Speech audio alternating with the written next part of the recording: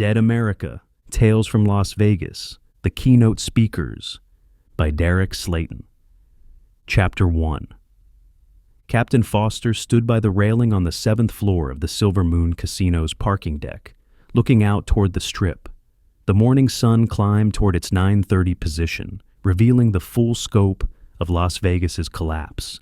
Abandoned cars littered the famous boulevard below, some still occupied by the unfortunate souls who hadn't escaped in time. Zombies wandered between the vehicles, occasionally pounding on windows when they detected movement inside. To his right stood Sergeant Hanson and Corporal Sullivan. Hanson's stocky frame leaned against the barrier, the burn scars on his right arm visible where his sleeve had been torn during the night's events. Sullivan stood tall beside him, his height making him look uncomfortable even in the open air. To Foster's left, Privates Cooper, Thomas, and Parker formed a line. Cooper's blonde hair was matted with sweat and blood that wasn't his own.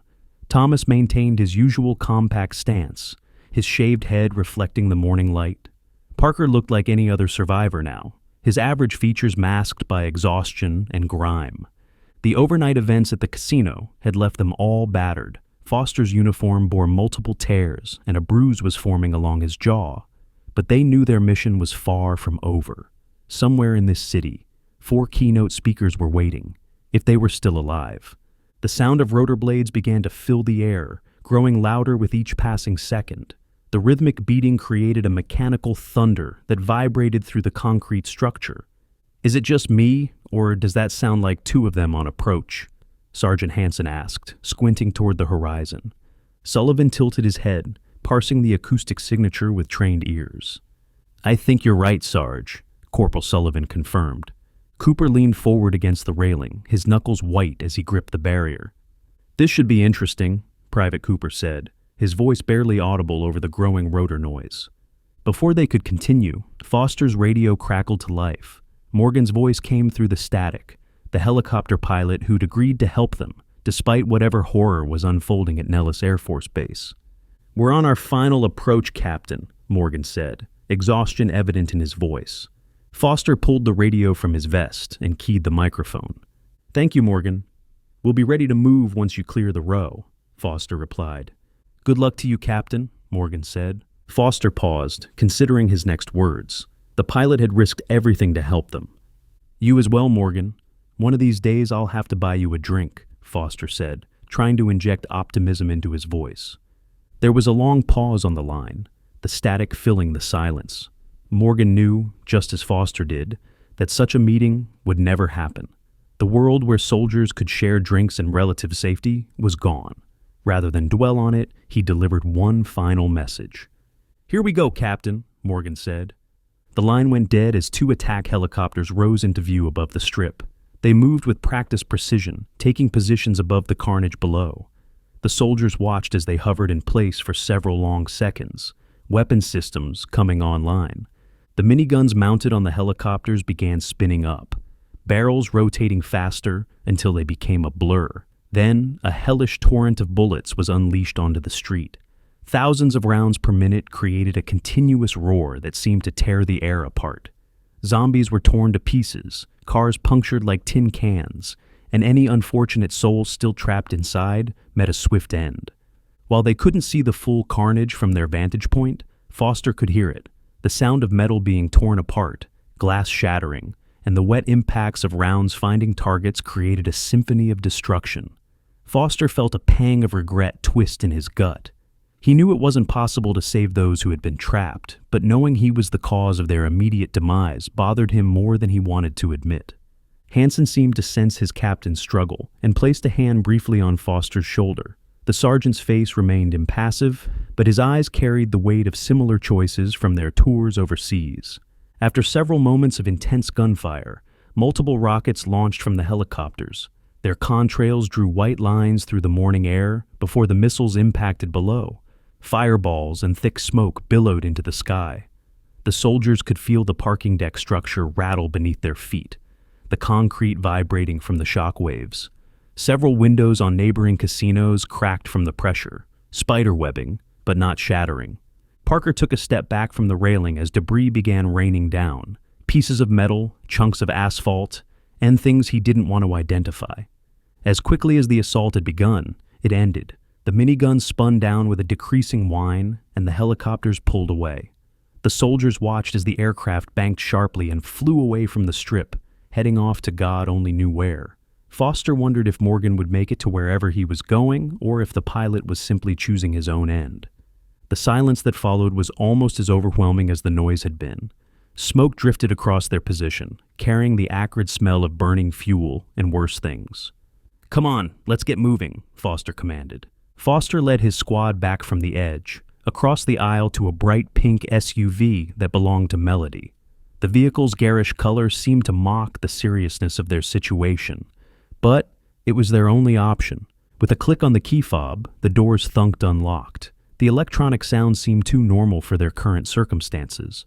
The team began squeezing inside the vehicle, which clearly wasn't designed for 6 combat-equipped soldiers. Foster slid behind the wheel, adjusting the seat. The interior still smelled of vanilla air freshener.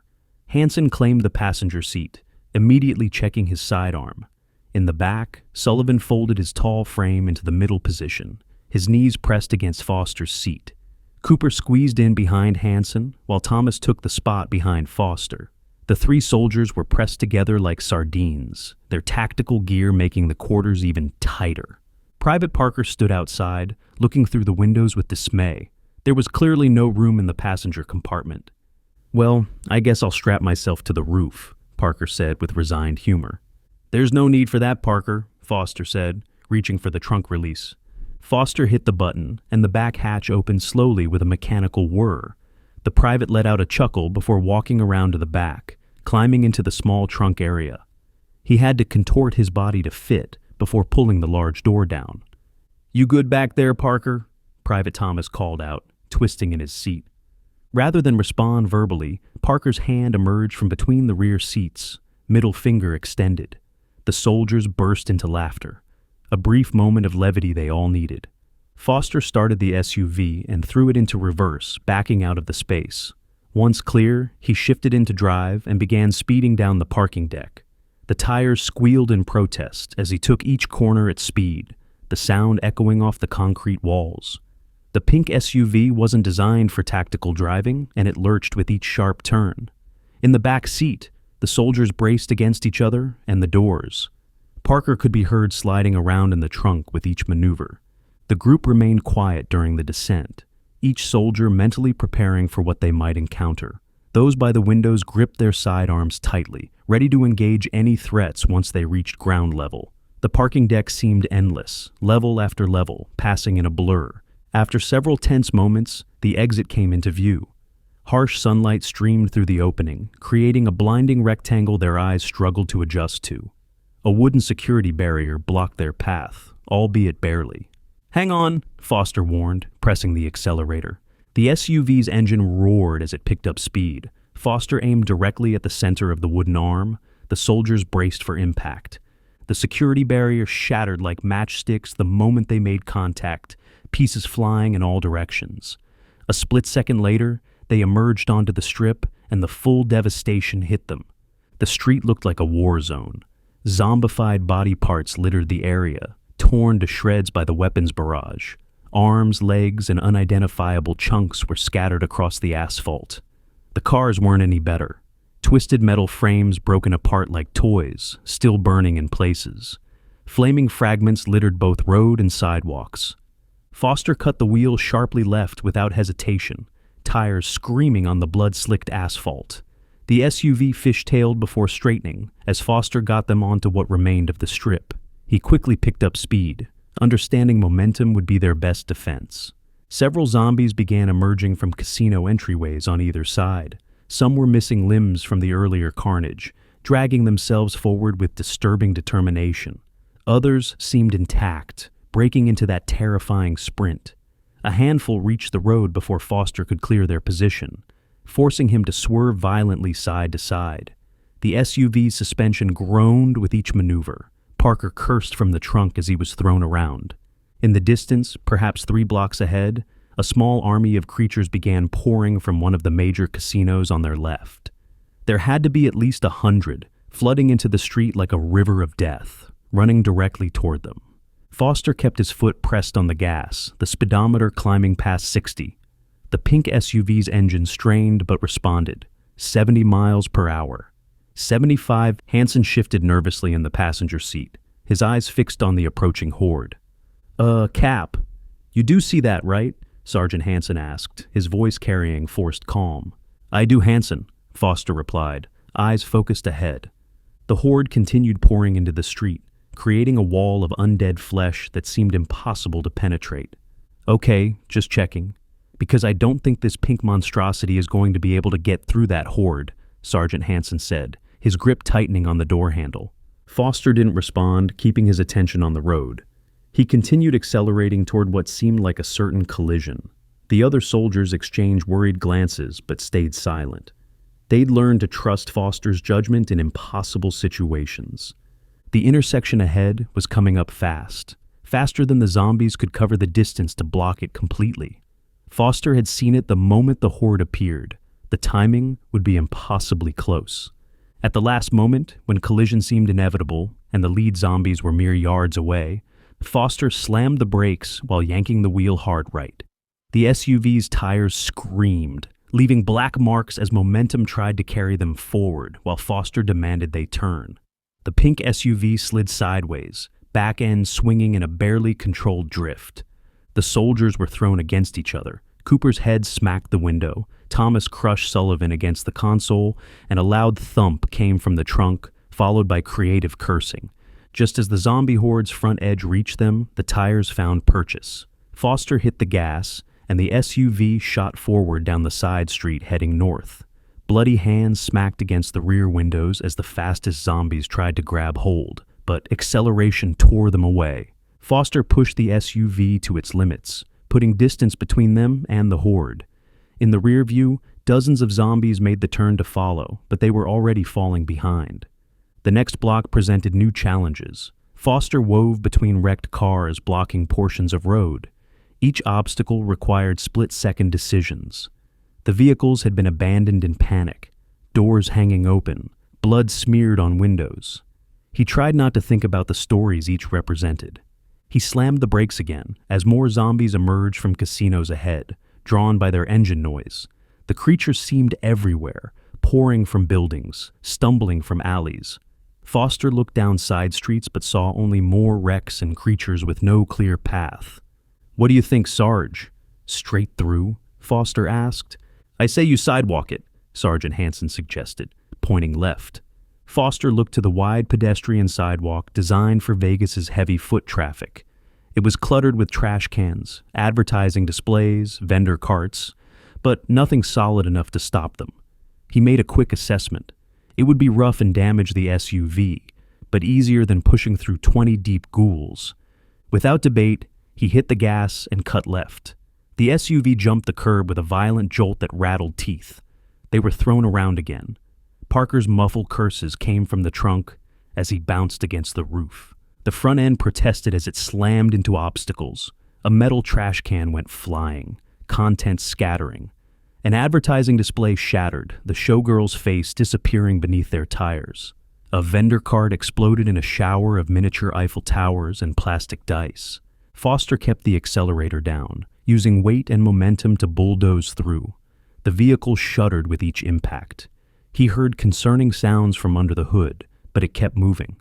Approaching the next intersection, zombies emerged from the casino ahead, stumbling into their path. No time to react before the SUV obliterated them. Most flew to the sides like broken dolls. One rolled up the hood, smacking the windshield hard enough to spiderweb the glass before flying off. Foster moved his head, trying to see through the damaged windshield. The crack pattern made it nearly impossible, but he found a section near the bottom, giving just enough visibility. They reached the intersection at full speed. Everyone bounced violently as the SUV flew off the sidewalk, briefly airborne before crashing down.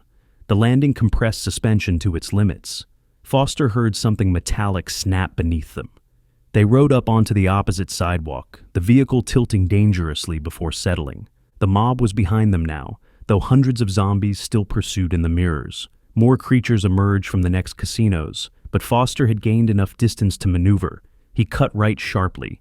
bouncing back onto the street with another tooth-rattling impact.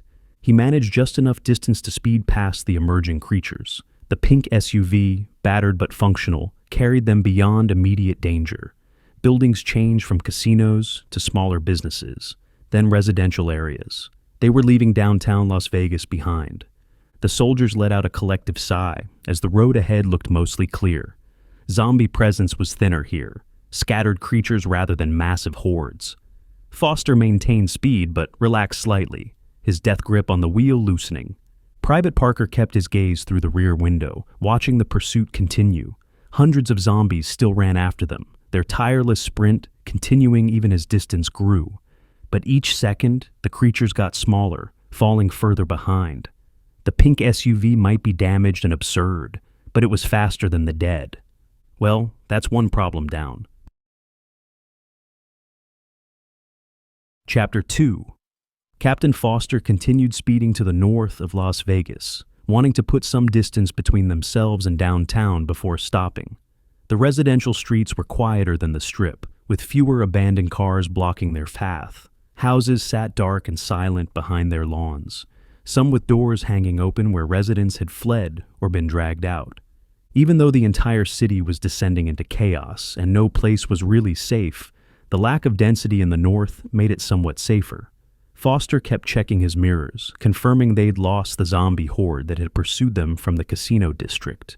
Only scattered creatures wandered these suburban streets, most drawn toward sounds coming from other directions. The pink SUV's engine made concerning noises as they drove, likely damage from their violent escape. Foster knew they'd need to find another vehicle soon, but first they needed to regroup and figure out how to locate David Miller. "Garage over on the right, Cap," Sergeant Hansen said, pointing ahead. Hansen indicated an oil change place on the right side of the road that had an open bay door. The building looked intact, its parking lot empty except for a single abandoned car with its driver door hanging open. Foster scanned the area for a moment, not seeing any movement in the parking lot or near the building's entrance. "Sergeant, you get the door once we're inside. The rest of you clear the building quietly," Foster ordered. The soldiers let out a smattering of acknowledgments as Foster cut the wheel to the right. He pulled them into the parking lot, tires crunching over broken glass from a shattered storefront window next door. The captain accelerated into the open bay, bringing the SUV to a stop beside an hydraulic lift. As soon as Foster hit the brakes, his team threw open the doors and went to work. The soldiers moved as a single unit, their movements synchronized from years of training together. Hansen immediately moved to the bay door controls, finding the button to lower the heavy metal barrier. Sullivan, Thomas, and Cooper moved through the building with their sidearms and knives drawn. They stayed low and quiet, using hand signals to communicate as they cleared the maintenance area. Tools lay scattered on workbenches, and an oil pan sat beneath a lift that would never be lowered.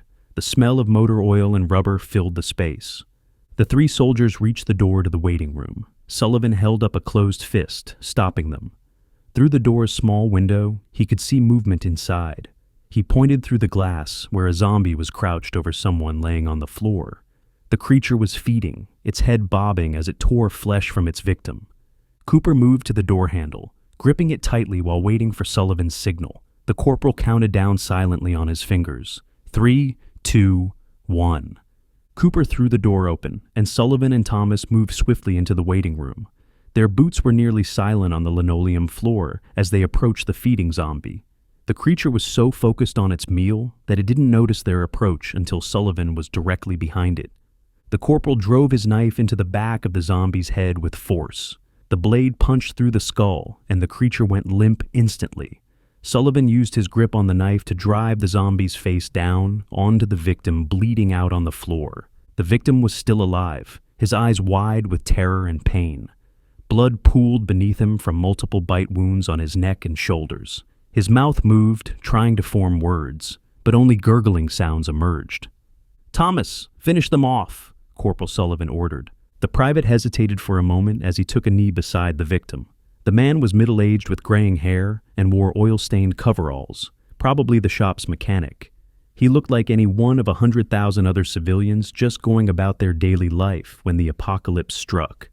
Thomas examined the man's injuries more closely. Several deep bites marked his neck and shoulder area, arterial blood still pumping weakly from the wounds. The private knew there wasn't a chance to save him. Even if they could stop the bleeding, the infection would take him within hours. "I'm sorry, man. I really am," Private Thomas said quietly. Thomas raised his knife high before driving it into the man's forehead. The body convulsed for a few moments, legs kicking reflexively, before falling still on the ground. The private ripped his knife out of the skull in a frustrated manner, blood spattering across the waiting room's outdated magazines. Sullivan noticed Thomas's agitation as they stood up. "There wasn't anything we could do for him, Thomas," Corporal Sullivan said. "Yeah, I know, Sullivan. Doesn't make it any easier," Private Thomas replied, wiping his blade clean on the dead man's coveralls. The two soldiers headed back out to the maintenance area, where Foster, Cooper, and Hansen were standing. The bay door was now closed, sealing them off from the outside world. The fluorescent lights hummed overhead, casting harsh shadows throughout the garage.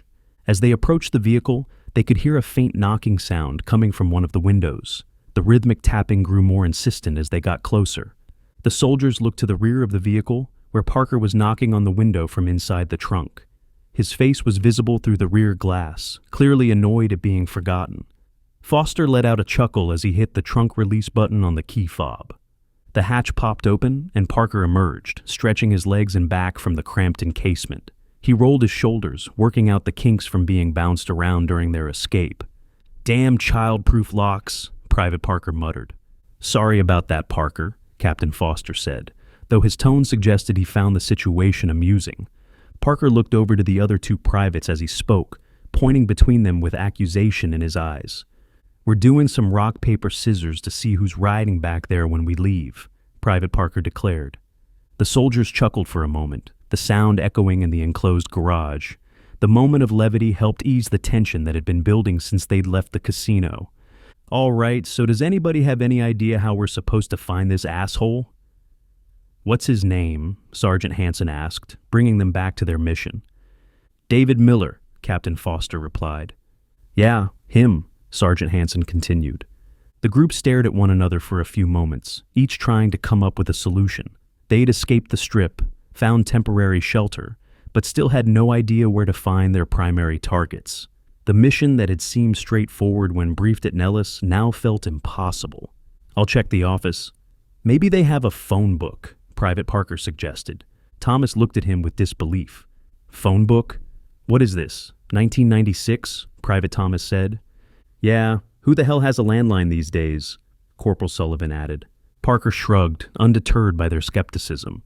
"If we're lucky, he will. Besides, I don't see any of you coming up with any bright ideas," Private Parker shot back. The soldiers exchanged glances, unable to argue with his logic. They had no internet, no smartphones, and no way to search for information the way they normally would. "All right, Parker, have at it," Sergeant Hansen said. Parker walked toward the small office adjacent to the waiting room, stepping over scattered paperwork that had been knocked to the floor. The others stayed in the bay, continuing their discussion. "I don't suppose anybody thought to bring along their phone, did they?" Captain Foster asked, though he already knew the answer. The soldiers shook their heads no. They had been roused from their bunks at Nellis in the middle of the night, given minimal time to gear up before being sent on this mission. Personal items hadn't been a priority.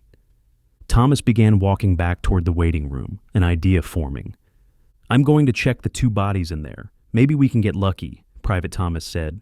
"Even if we get a phone to search the internet, David Miller isn't exactly a unique name." "There's got to be several of them in town," Corporal Sullivan pointed out.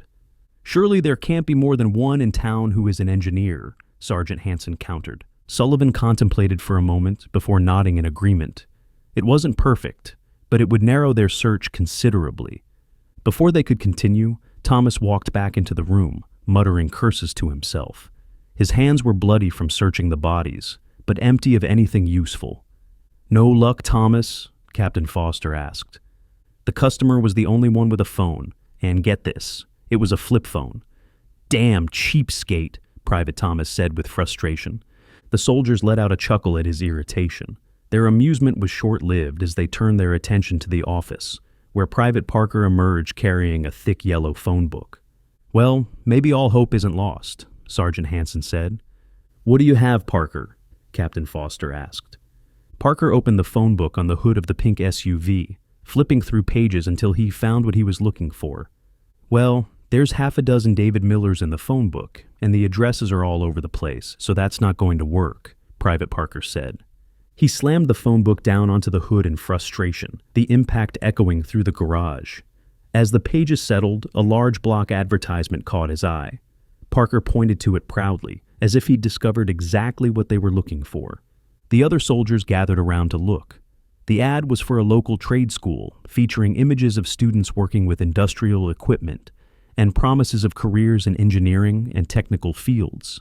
"Are you contemplating a career change, Parker?" Corporal Sullivan asked dryly. "With the way today's gone, can you blame me?" Private Parker replied. Sullivan thought for a second before letting out a chuckle. Parker shook it off and continued with his thought process. "This guy is an engineer, right? Speaking at a conference filled with students. It's possible that he's a teacher or professor or whatever, right?" Private Parker explained. The others exchanged glances considering Parker's reasoning. It wasn't bulletproof logic, but it was more than they had a moment ago. "It's not the worst theory I've ever heard," Sergeant Hansen admitted. "But why the trade school? Why not the state university?" Private Cooper asked. Parker traced his finger along the advertisement, reading the details. "I mean, yeah, he might have taught there, but the trade school is only a few miles west of here, and the university is way in the south," Private Parker reasoned. The soldiers nodded, understanding his logic. In their current situation, closer was definitely better. The less time they spent on the roads, the less chance of running into another horde. "Okay, so even if he works at the trade school, then what? We know he's at home," Private Thomas pointed out. "Well, I mean, yeah, but there have to be records in the office, right? Maybe we can get lucky," Private Parker said. The plan was thin, based more on hope than solid intelligence. But it was better than randomly checking addresses across the city, hoping to find the right David Miller before he turned or was killed. "Cap, what do you think?" Sergeant Hansen asked. Foster contemplated for a few moments, weighing their limited options. He walked over to the bay door, peering through a crack between the door and the frame. The view outside wasn't encouraging. Several zombies roamed the street, wandering aimlessly in search of prey. As he watched, a car drove past at high speed. The zombies quickly locked onto the vehicle, breaking into sprints as they chased after it. Their inhuman speed was still unnerving to witness, even after everything they'd seen. Foster turned back to his team, having made his decision. "I think I like trying our luck at the trade school more than driving around to all those addresses in the phone book. You said it was only a few miles from here?" Captain Foster asked. Parker nodded, returning to the phone book to check the address again. "Yeah, we should be able to stick to the back roads to get there too," Private Parker confirmed. The captain looked at his team, seeing exhaustion in their faces, but also determination. They'd been through hell in the last 12 hours, but they weren't done yet. "All right, let's get loaded up. Looks like we're going back to school." Chapter 3. The soldiers drove through the back roads toward the trade school, sticking to residential neighborhoods rather than risking the main thoroughfares. The pink SUV's damaged windshield made visibility difficult, forcing Foster to lean forward and peer through the clearest section near the bottom. Houses passed by on either side, most looking abandoned with doors standing open and belongings scattered across front lawns. Some homes showed signs of violence, broken windows, blood on driveways, bodies that hadn't reanimated yet lying in yards. Foster tried not to look too closely at those. As they moved through the streets, they could hear a rhythmic honking sound coming from the next block. The pattern was too regular to be random. 3 long blasts, pause, 3 more. It continued without variation, confusing them. Foster brought them to a stop at the intersection, checking both directions before proceeding. To their left, he spotted a wrecked car on the side of the road, with half a dozen zombies swarming around it. The vehicle had slammed into a telephone pole, its front end crumpled from the impact. The zombies were pounding on the windows, trying to reach whoever was inside. His first instinct was to keep driving. They had their own mission to complete, and stopping to help strangers would only put his team at risk. But as he looked around, he noticed that the only zombies in the area were focused on the car. The street was otherwise clear. Foster glanced up at the SUV's sunroof, then over at Hansen. "Sergeant, if you wouldn't mind getting into a firing position." "We're going to do a drive-by," Captain Foster said. Hansen didn't question the order. He understood Foster's thinking. A quick intervention with minimal risk. The sergeant opened the sunroof and stood up through it, bracing his rifle against the roof as Foster put the vehicle in motion. Foster drove them up beside the wrecked vehicle, stopping a few yards away. The engine noise managed to pull a few creatures away from the wreck. They turned toward the pink SUV with vacant eyes, then broke into sprints. Hansen waited until the ghouls began smacking on their vehicle before taking aim and firing. It was simple execution work with the creatures only feet away. His rifle cracked repeatedly, each shot finding its mark. One by one, he put them down, the gunfire pulling the remaining zombies away from the wreck. The creatures abandoned their original prey. Drawn by the louder noise and movement, they rushed toward the SUV, arms outstretched and mouths open in silent snarls. Hansen continued his methodical work, brass casings raining down into the vehicle's interior as he fired. Within seconds, 6 bodies lay motionless on the asphalt. As quickly as the assault had begun, it was over. Foster pulled up beside the wreck, looking through his window to spot a family sitting inside the damaged car. A man in his 30s sat behind the wheel, a woman beside him, and 2 children in the back seat. They all looked terrified, eyes wide with shock. The father rolled down the driver's side window, blood running down from a cut on his forehead, where he'd hit the steering wheel upon impact. Thank you," the father said, his voice shaking. "Do you have someplace to go?" Captain Foster asked. The father nodded, pointing to a house a couple doors down. It was a modest 2-story home with a well-maintained lawn, looking untouched by the chaos consuming the city. "I was trying to get us home, but those people, they just—" the father began. He started trembling at the memory, unable to finish the sentence. His wife reached over and grabbed his hand, squeezing it while whispering reassurances. The children in the back remained silent, the boy no more than 10 and the girl perhaps 6. "Get your family and start running? We'll cover you while you get there, but you have to go now," Captain Foster ordered. The father nodded without questioning the urgency. He got out, throwing open the back door and lifting the small girl into his arms. She buried her face in his shoulder as the family ran across the yards toward their house. The mother held the boy's hand, pulling him along as they sprinted. Foster rolled the SUV forward, keeping pace with the family as they ran. Sergeant Hansen continued scanning the area for creatures, rifle at the ready, but thankfully none appeared. The street remained eerily quiet except for their footsteps and the SUV's engine. As the family reached their yard and made the turn toward the house, Foster called out through his window, "Hey, you need to get inside and lock the doors. Do not let anybody in, whether you know them or not," Captain Foster shouted. The father paused at his front door, looking back with confusion and fear. "What do we do after that?" the father asked. "You sit tight until someone comes and tells you it's safe to leave," Captain Foster replied. Foster spoke forcefully enough to get through to the man, who nodded in agreement before ushering his family through the front door. The lock clicked audibly as they secured it behind them. Hansen dropped back down into the passenger seat, closing the sunroof. "That was nice of you, Foster," Sergeant Hansen observed. 6 bullets and 2 minutes to save a family, not the worst use of our time," Captain Foster replied. The soldiers nodded as Foster hit the gas, picking up speed as they continued toward the trade school. They passed more abandoned vehicles and scattered zombies, but nothing that required them to stop or engage. After a few minutes of driving through increasingly empty streets, they had the school within view. It was a smaller campus, just 2 large buildings connected by a central courtyard. The entire property ran the length of a football field, surrounded by chain-link fencing that had been breached in multiple places.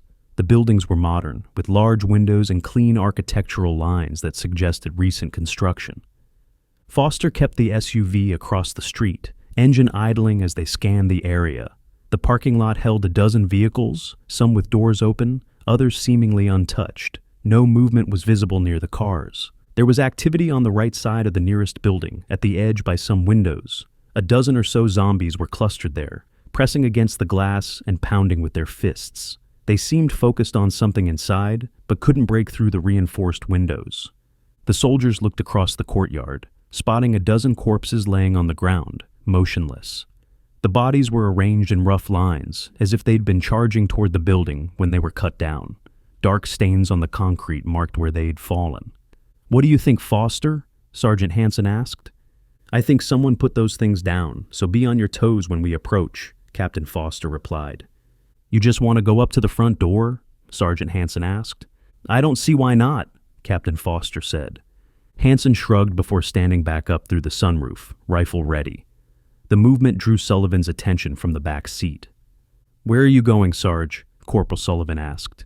"Just want to be ready in case they're not keen on newcomers," Sergeant Hansen replied.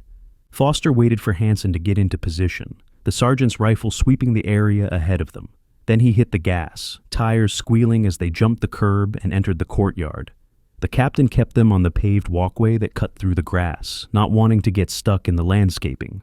The engine noise pulled a couple of zombies away from the side of the building. They turned toward the approaching vehicle, breaking into sprints. Hansen tracked them with his rifle, but held his fire, knowing they'd have better shots once the creatures got closer. In a matter of moments, they were parked outside the front door of the right building. The entrance was a set of double glass doors, reinforced with metal frames. Furniture had been stacked behind them as a barricade. Hansen kept watch as the rest of the group exited the SUV. Foster remembered to hit the trunk release this time, the back hatch opening slowly to let Parker out. The private emerged, stretching his cramped muscles. The captain ran straight for the door, grabbing the handle and pulling. It was locked tight, the barricade preventing any movement. He began banging on the glass with his fist, the sound echoing through the courtyard. "We're going to have to shoot it open," Captain Foster said, stepping back and raising his rifle. Before he could fire, a loud whistle came from his left. Foster turned and spotted a young man sticking his head out from a ground floor window 20 feet away. "I'd really prefer it if you didn't blow up our barricade," the young man called out. He looked like he was still a teenager, maybe 19 or 20, skinny with a mop of dark hair that needed cutting. Despite his youth, he carried himself with confidence. The young man waved for the soldiers to come over to the window. "Hansen, we're moving!" Captain Foster shouted. Foster got his men moving toward the window as he raised his rifle toward the zombies running at them. The ghouls were still 40 yards away, but closing the distance quickly. Their unnatural speed still unnerved him, even after all he'd seen. Hansen pulled himself out of the sunroof, sliding down the front of the SUV's hood to join Foster on the ground. His boots hit the pavement, and he immediately took a firing stance beside his captain. The window was already open, students inside helping the soldiers through. Sullivan went first, his tall frame making it awkward, the privates not far behind. Foster and Hansen were the last ones, backing toward the window while keeping their rifles trained on the approaching zombies. The creatures were 20 yards away now, close enough to see the blood staining their clothes and the vacant hunger in their eyes. It took them a moment to get inside the building to safety, hands pulling them through as they maintained their aim. The young man slammed the window shut and secured it with a metal bar just seconds before the zombies arrived. The creatures began pounding on the glass, leaving bloody handprints as they tried to break through. Once they were safe, the young man turned to face the soldiers, brushing his hair back from his face. "Well, this day just keeps getting stranger and stranger," he said. "Tell me about it, kid," Sergeant Hansen replied, still catching his breath. "The name's Weston," the young man corrected. Weston pointed around the classroom they had entered to two other students, both barely pushing 20. They'd been sitting at desks, but stood as the soldiers arrived. "That's Landon and Charlotte," Weston said. Landon looked like he could have been Weston's brother, same height and skinny build, only with slightly darker hair. He wore jeans and a trade school t-shirt, both relatively clean despite the circumstances. Charlotte was tiny by comparison, barely 5 feet tall with sandy blonde hair pulled back in a ponytail. Despite her small stature, she carried herself with confidence, standing tall and meeting the soldiers' eyes directly. She held a baseball bat in one hand, the wood stained with what was clearly blood. The two students nodded to the soldiers, who nodded in return. "I'm Captain Foster. Thanks for letting us in," Captain Foster said. "Given that you were about to blow a hole in our front door, it didn't feel like we had much of a choice," Weston replied with a slight smile. "Yeah, sorry about that. I didn't know if anybody was here, and we needed to get inside in a hurry," Captain Foster explained.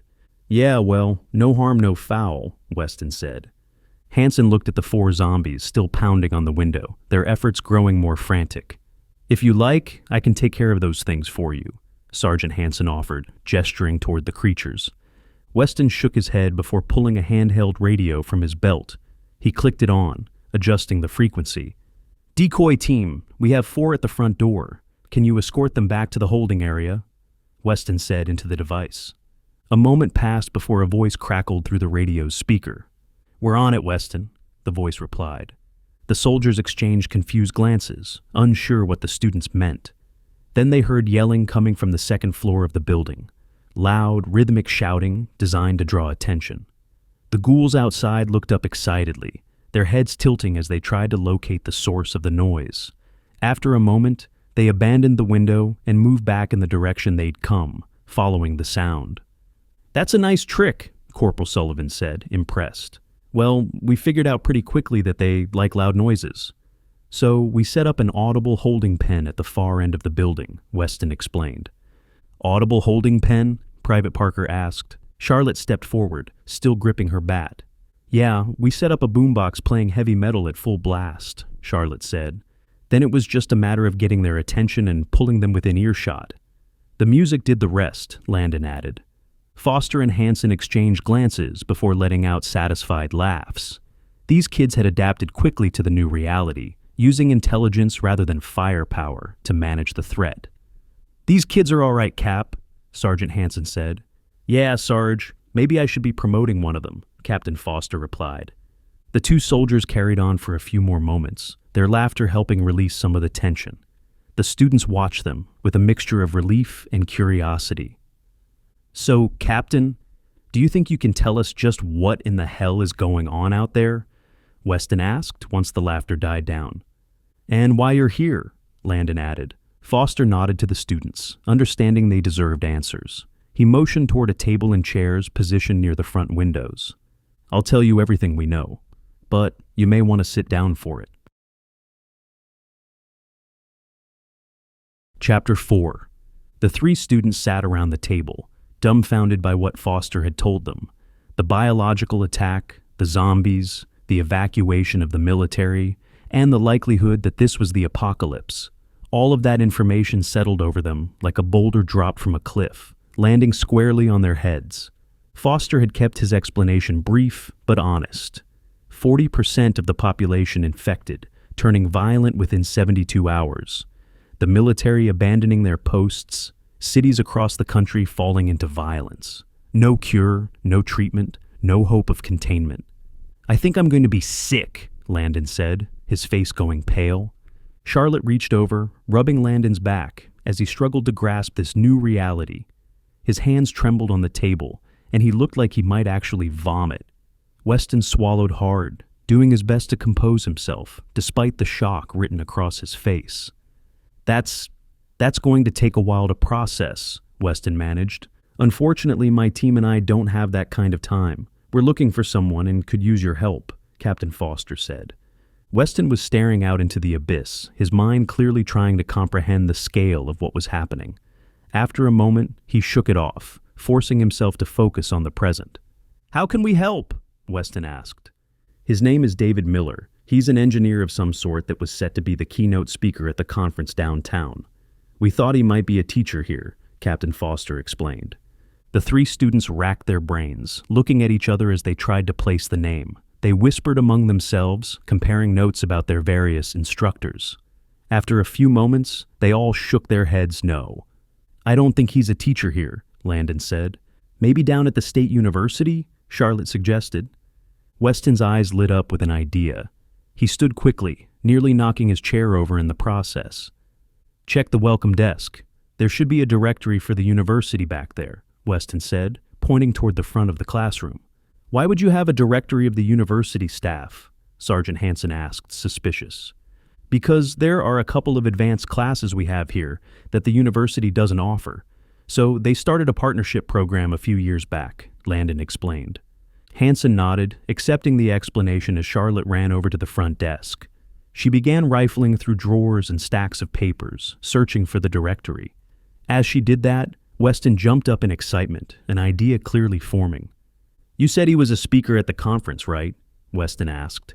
Yeah, that's right, Captain Foster confirmed. Foster followed Weston over to a computer on a nearby desk.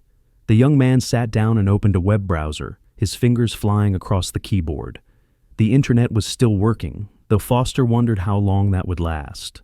Weston pulled up the conference homepage, navigating through several tabs with ease. There's your man right there, Weston said, pulling up the Keynote speaker page. Foster and Hansen leaned in, looking at a photo of a balding man who appeared to be in his early to mid-50s. He had the soft look of an academic, with wire-rimmed glasses and a slight smile.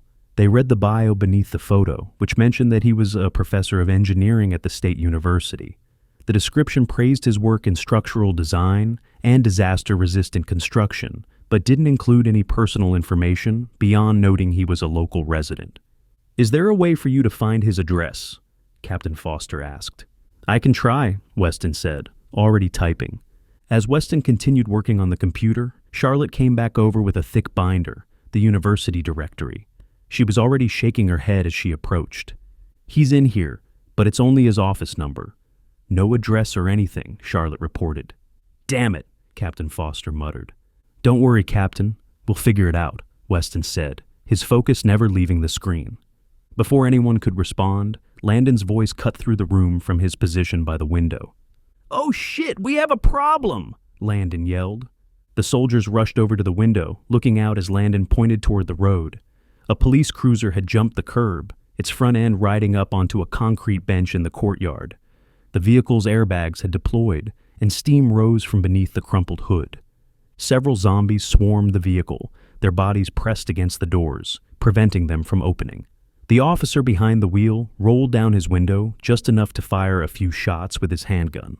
The reports echoed across the courtyard as he tried to clear space around his door. He managed to hit a few zombies, but only one was a kill shot, a lucky hit to the temple that dropped the creature instantly. The other bullets ripped through shoulders and torsos, doing nothing to slow the ghouls down. If anything, the gunfire was drawing more creatures toward his position. Hansen, Parker, Cooper, get out there and help him out, Captain Foster ordered. The three soldiers nodded and rushed to the windows. They threw them open and pulled themselves outside with practiced ease, immediately getting their rifles into firing positions as they moved across the courtyard. Their boots hit the grass running. Parker, watch the side of the building for newcomers to the party, Sergeant Hansen commanded. Copy that, Sarge, Private Parker replied. Parker took a few steps away from the others, positioning himself with a clear view of the building's corner.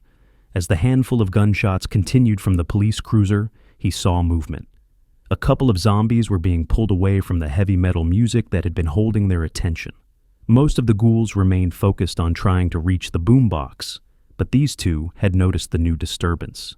Parker stopped, steadied his breathing, and took aim. He squeezed off 2 shots in quick succession, the bullets ripping through the heads of the zombies that were charging toward the wrecked police car. He remained motionless for a few seconds after firing, scanning for any others that might break away from the main group. Parker turned back toward the car, watching as Hansen and Cooper opened fire from just a few yards away. The zombies were completely focused on reaching the police officer inside, unaware of the soldiers coming up from behind. The soldiers' footfalls were muffled by the grass, allowing them to get dangerously close.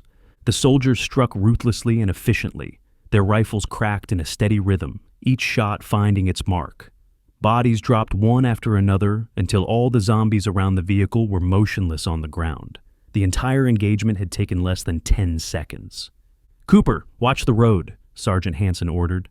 Cooper took up position at the rear of the car, aiming his weapon toward the street. He knew the noise they'd just made would draw more creatures their way. It was only a matter of time before they had company. Hansen went up to the car door, giving it a rhythmic knock, shave, and a haircut, to let the officer know he was among the living. Not trying to rush you, officer, but we really need to move, Sergeant Hansen said through the window. The door opened slowly, revealing a uniformed police officer. The name Bishop was emboldened on his badge, the brass still shining despite the night he just lived through. He looked to be in his 40s, with close-cropped hair going gray at the temples. Bishop was clearly staggered from the wreck, a trickle of blood running from a cut on his forehead. The expression on his face showed he hadn't had a relaxing evening. Thanks for the assist, soldier, Officer Bishop said, his voice hoarse. "You can thank me once we're inside," Sergeant Hansen replied. Bishop nodded as he slid down out of his seat onto the ground, his legs unsteady. He had to grab the doorframe to keep from falling. Hansen glanced into the police car, and something caught his eye. The computer mounted on the dashboard. The screen was still active despite the crash. Inspiration hit him like a lightning bolt. "Actually, you can thank me now." "Can I use your computer?" Sergeant Hansen asked. Bishop looked at him with confusion, then at the laptop mounted in his cruiser. "Well, it's against regulations, but I think we're a little past that at this point." "So, have at it," Officer Bishop said. Bishop checked his handgun, ensuring he had a round chambered, before taking up a defensive position beside Cooper. Both men watched for more zombies as Hansen climbed into the cab of the wrecked cruiser. The sergeant had to push the deflated airbag aside to reach the keyboard. In a flash, he began typing, his fingers moving across the keys with surprising speed. He typed David Miller into the search field and hit enter. The police database was more comprehensive than any phone book. A list of names came up on the screen, all with vehicle information, addresses, and more importantly, personal statistics. Height, weight, race, and age were all listed in neat columns. Hansen scanned the ages column, noting that most of the David Millers were younger, 20s and 30s. One man was in his 70s, likely too old to match their target, but one entry stood out. David Miller, 54, 724 Broad Springs Drive. "Bingo!" Sergeant Hansen said to himself. "Sarge, we gotta move!" Private Cooper shouted. Hansen looked through the rear window, spotting a dozen zombies running toward them from the street. They'd covered half the distance already, their inhuman speed eating up the ground. He quickly slid out from behind the steering wheel, landing on the grass and pushing off toward the school entrance. "Everybody move!" Sergeant Hansen commanded. He led the foursome across the open area of the courtyard toward the open windows. While they were slower than the sprinting zombies, they had enough of a lead to reach safety. Parker provided covering fire, dropping two creatures that had gotten too close for comfort. They reached the windows with seconds to spare. Hands pulled them inside one by one.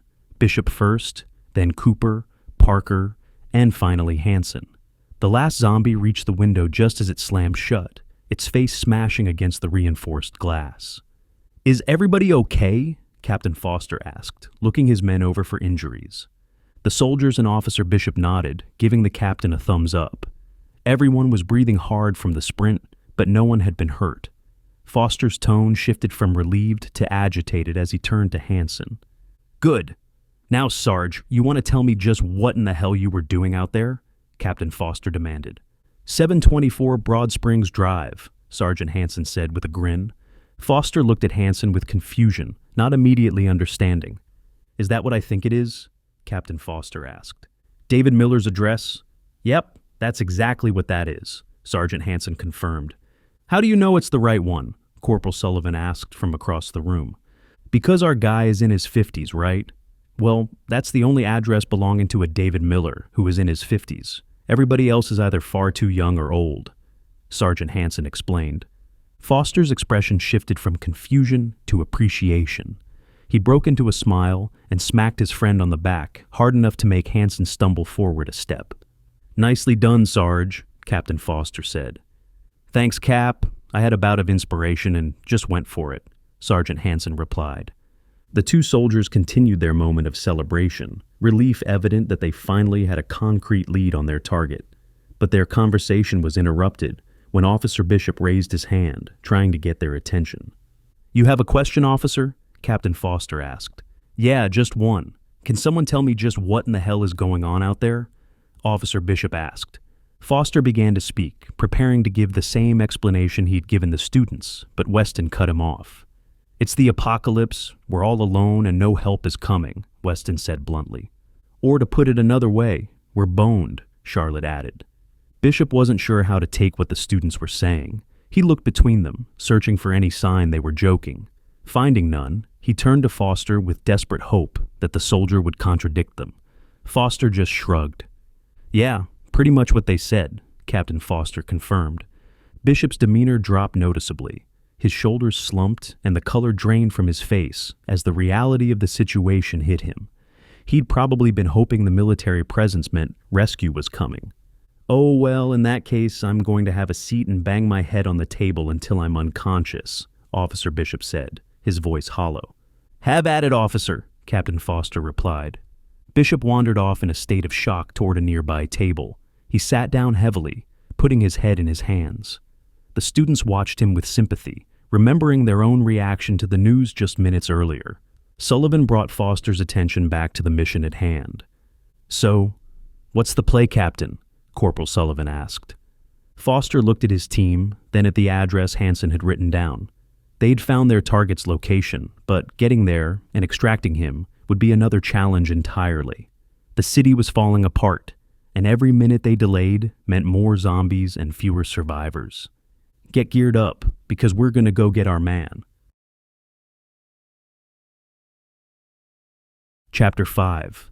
The soldiers took up positions by the windows, waiting for the upstairs diversion team to move the zombies that had chased them back from the police car. Through the glass, they could see the creatures still milling about near the cruiser, drawn by the lingering scent of blood and gunpowder. The heavy metal music continued its thunderous beat from the far end of the building, but these zombies seemed torn between the two stimuli. As they waited, Foster looked over to Officer Bishop, who was face down on the table. The man's shoulders shook slightly, and Foster could hear him muttering to himself in a tone that suggested he was giving up entirely. "Give me a minute," Captain Foster said to his team. Foster walked over to Bishop, whose muttering became more audible as he approached. The officer was repeating phrases about everyone being dead, about there being no point, about how he should have stayed home sick today. "Officer, we need to talk," Captain Foster said. Bishop continued with his pity party, keeping his head on the table and muttering to himself. His words were becoming increasingly incoherent, a spiral of despair that Foster had seen before in soldiers who'd reached their breaking point. After a few moments of this, Foster slammed both hands down on the wooden table with enough force to make it jump. The sharp crack startled the officer, making him sit straight up in his chair. His eyes were wide with surprise and a touch of fear. Rather than raise his voice, Foster kept his tone measured and controlled. "There we go. Now, officer," Captain Foster began, leaning in to read the name on his shield more clearly. "Officer Bishop, we need to have a chat. It's obvious you're not going anywhere with that busted-up cruiser of yours," Captain Foster continued. Bishop's expression shifted from surprise to resignation. He slumped back in his chair, looking defeated. "Where would I go? I haven't been able to reach dispatch for the last couple of hours, and I'm not sure anybody I know out there is still alive," Officer Bishop said. "Even more reason you need to listen to me right now," Captain Foster replied. Bishop finally made eye contact with the captain, curiosity breaking through his despair. There was something in Foster's tone that demanded attention. "What do you mean?" Officer Bishop asked. "Look around at the people inside this building," Captain Foster instructed. Foster let the officer's gaze wander around the room. Bishop's eyes paused on Weston, Landon, and Charlotte, who were standing around a computer that Charlotte was typing on. They looked so young, barely out of their teens, trying to make sense of a world that had gone insane. "You see those kids?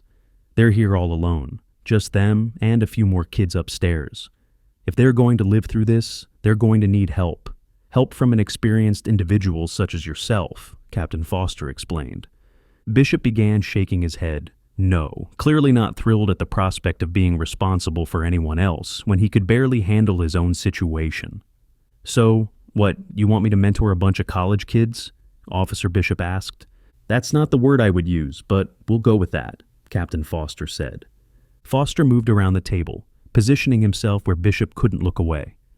"They're going to need some adult supervision, someone who has lived through some wild situations and come out the other side unscathed," Captain Foster continued. Bishop's expression began to change.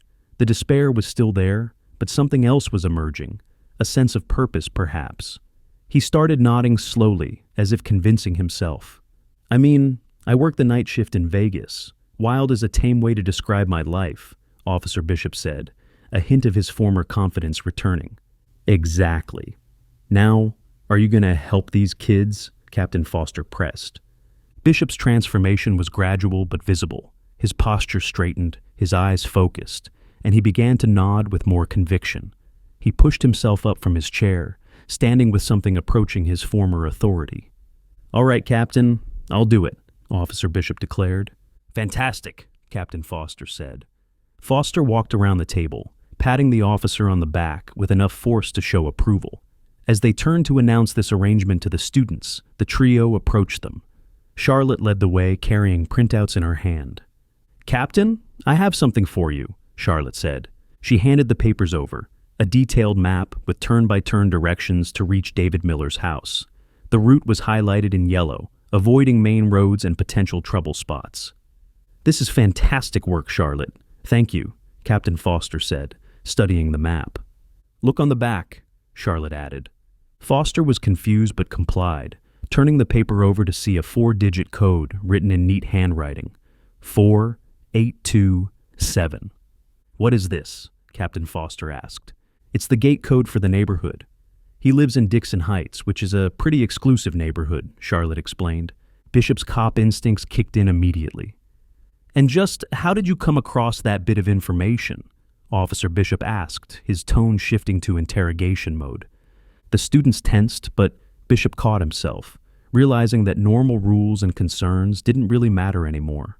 "Sorry, I was just curious, that's all," Officer Bishop said, softening his tone. The students relaxed before Landon responded with a slight grin. "I went to a private school not too far from the neighborhood, and that's where our principal lived. For our senior prank, we bought every plastic reindeer from half a dozen supercenters when they did their Christmas clearance sale and decorated his yard in an inappropriate manner," Landon explained. "How in the world do you decorate a yard inappropriately with plastic reindeer?" Officer Bishop asked, genuinely puzzled. "3 words, plastic, reindeer, orgy," Landon said, pronouncing each word clearly. Bishop and Foster looked at the young man in silence for several moments, processing the mental image. Then both men broke into laughter, the absurdity of it providing a much-needed moment of levity. "Back in my day, we just egged their house," Captain Foster said, still chuckling. "Simpler times, Captain. Simpler times," Officer Bishop agreed. Foster nodded, taking a beat to let the laughter fade before returning to business. "You 3 have been of tremendous help today. As thanks, I'm going to leave Officer Bishop here to help you get this building fully secure and locked down until we can get some help back over to you," Captain Foster announced. Weston looked at Foster with confusion, not understanding the logic. "How is leaving a police officer with us your way of saying thanks?" Weston asked. Foster smirked before smacking Bishop on the shoulder, hard enough to make the officer stumble slightly. "Bishop, just remember, Weston is in charge," Captain Foster said. Bishop's eyes went wide with surprise and indignation as Foster gave the young man a wink, before turning and moving toward the window. He studied the map as he walked, noting that the neighborhood was only a few miles north of their current position. "That girl thought of everything," Captain Foster said to himself. Foster stepped up to his men, who noticed the more upbeat expression on his face. It was the first time since leaving the casino that he'd looked genuinely optimistic. "Good news for a change, Cap?" Sergeant Hansen asked. "We got directions to the house and a gate code to get us inside," Captain Foster confirmed. "About time something broke our way," Sergeant Hansen said with relief. "How are we looking outside?" Captain Foster asked. Sullivan was peering through the window, scanning the courtyard carefully. "Coast is clear to the SUV," Corporal Sullivan reported. "Let's get after it then," Captain Foster ordered. Foster turned and gave the students a nod of thanks, making eye contact with each of them. They'd proven more resourceful than many trained adults would have been in this situation. Then he joined his crew in climbing through the windows. Once outside, they could hear the faint sounds of heavy metal music blaring from the far end of the building. A handful of creatures were visible there, pressing against windows, completely focused on reaching the source of the noise. The boombox trap was working perfectly. The group got into the SUV quickly, with Parker once again drawing the short straw for the rear cargo position.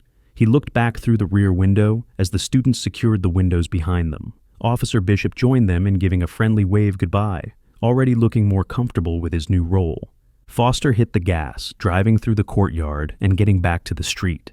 He kept the speed manageable, not wanting the engine noise to draw unnecessary attention. The pink SUV's damaged windshield forced him to lean to one side to see clearly, but he'd gotten used to it. It took 10 minutes of careful driving through side roads before they got the neighborhood into view. Dixon Heights announced itself with impressive stonework and landscaping, even before the actual barrier became visible. There was a large stone fence surrounding the community, 7 feet tall and topped with decorative iron spikes that would serve a more practical purpose now. The fence stretched on for multiple blocks, a barrier between the exclusive neighborhood and the apocalypse consuming the rest of the city. When they reached the front gate, Foster paused. The entrance was impressive. Dual iron gates set into stone pillars, with a guard shack that sat empty.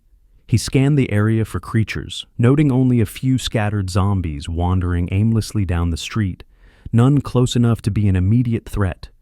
"Keep an eye out. Sergeant, get through the sunroof," Captain Foster ordered.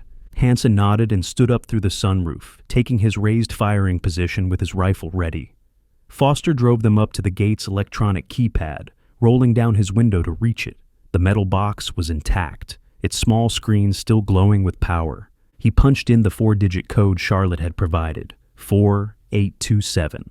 There was a beep of acceptance. Then the gates began to open. Unfortunately, they were in a state of disrepair, metal grinding against metal with a piercing squeal that cut through the morning air. The noise shattered the relative quiet, and almost immediately a chorus of moans rose in response. "Contact rear!" Sergeant Hansen shouted. Hansen opened fire without hesitation, squeezing off half a dozen rounds in quick succession. Foster took his eyes off the slowly opening gate just long enough to check the side mirror. A dozen creatures were rushing toward their position, drawn by the gate's squealing and now the gunfire. "Parker, light them up!" Captain Foster commanded. Private Parker did as instructed, turning in the cramped trunk space and opening fire with his rifle through the back window of the SUV. The tempered glass shattered outward in a spray of cubic fragments, the sound adding to the chaos. Gunfire filled the cab of the vehicle as both Parker and Hansen sustained their fire. The soldiers picked their targets methodically despite the pressure, years of training keeping them calm. Zombies dropped one by one, bodies piling up on the asphalt, but more kept coming, drawn by the escalating noise. Finally, the gate was open just wide enough for the SUV to slip through. Foster wasted no time, hitting the gas and shooting through the gap, with inches to spare on either side. The pink vehicle's side mirrors nearly scraped the stone pillars. Parker and Hansen continued firing as the gate began its slow journey closed behind them. They focused on preventing any zombies from getting inside the perimeter, understanding that once the neighborhood was breached, it would never be secure again. 2 creatures got dangerously close to the gate as it closed, trying to squeeze through the narrowing gap. They became trapped between the heavy metal gate and the stone barrier, their bodies caught at the torso. The pressure was immense, and the soldiers could hear bones snapping as the automatic mechanism continued its relentless closing. The zombies thrashed wildly, oblivious to their injuries, still trying to reach the SUV. Hansen took his time with these last 2 targets, taking careful aim despite their immobilization. 2 precise shots to the head ended their struggles, and their bodies went limp, still pinned in the gate. The soldiers sat there for a moment in the sudden quiet, making sure the gate fully closed and latched. The mechanism finally clicked into place with a solid thunk, sealing the neighborhood once again. The bodies of the 2 zombies remained wedged in place, a grim decoration that would warn any other survivors about what lay outside. Once he was certain they were secure, Foster let his foot off the brakes and began driving into Dixon Heights. The neighborhood was pristine, with manicured lawns and expensive cars and driveways. "Okay, let's go get our keynote speakers." Chapter 6. Foster drove them through the neighborhood slowly, looking for David Miller's house. The gated community of Dixon Heights was eerily quiet on the streets, with no movement visible between the expensive homes. While the pink SUV's engine noise wasn't particularly loud, the gunshots from their entry had stirred something within the houses. A few human survivors peered out through windows with curiosity, their faces pressed against the glass. They were too afraid to open their front doors upon spotting the damaged SUV creeping down the street with an armed soldier standing tall out of the sunroof. Some waved hesitantly, others simply stared, and a few disappeared back into the shadows of their homes. Other houses held something more sinister. Zombies smacked their hands against windows from the inside, trying to break free from their domestic prisons. The glass held for now, but spiderweb cracks were visible in some panes. These creatures had likely been family members who'd turned during the night, trapping any survivors inside with them. Hansen spotted several infected houses as they drove by, keeping his rifle trained on the windows, but not firing. He wanted them covered in case the glass gave way, but shooting would only draw more attention. The sergeant made mental notes of which houses were compromised, information that might be useful if they had to retreat through the neighborhood. The house numbers climbed steadily as they followed Charlotte's directions. 710, 714, 718. They were getting close. After a few more minutes of searching, they spotted their target, 724 Broad Springs Drive. Unlike most of the other houses in the neighborhood, this one was fully quiet. No faces in windows, no zombies pounding on glass, no signs of hasty evacuation. Foster parked on the road rather than blocking the driveway, wanting to keep their escape routes clear. The soldiers exited quickly, with Parker finally emerging from the trunk and stretching his cramped muscles. "Hansen, take Parker and go around back. The rest of us are going in through the front. I'm hitting the doorbell twice, then we're going in," Captain Foster ordered. "We'll be ready to move, Cap," Sergeant Hansen replied. Hansen and Parker picked up the pace, jogging around the side of the house. They moved through a wooden gate into the backyard, weapons at the ready. The other soldiers moved up to the front door, a solid piece of carved wood that probably cost more than most people's cars. Foster rang the doorbell, hearing melodic chimes echo inside the house. The other 3 soldiers stood guard, keeping watch on the street in all directions. Sullivan watched the house across the street, where he'd seen movement earlier. Cooper covered the neighboring homes. Thomas kept his eyes on the road, watching for any zombies that might have followed them. Foster waited 10 seconds before ringing the bell a second time. The chimes repeated their song, but no response came from within. After several long seconds of silence, he clicked on his radio. "Hansen, we're breaching," Captain Foster said. "Hold that thought, Cap. I have an unlocked patio door back here," Sergeant Hansen's voice came through. "Copy that," Captain Foster replied. Around back, Hansen nodded to Parker as he pulled open the sliding patio door. It glided silently on well-maintained tracks. The 2 soldiers slipped inside, finding themselves in an expansive kitchen.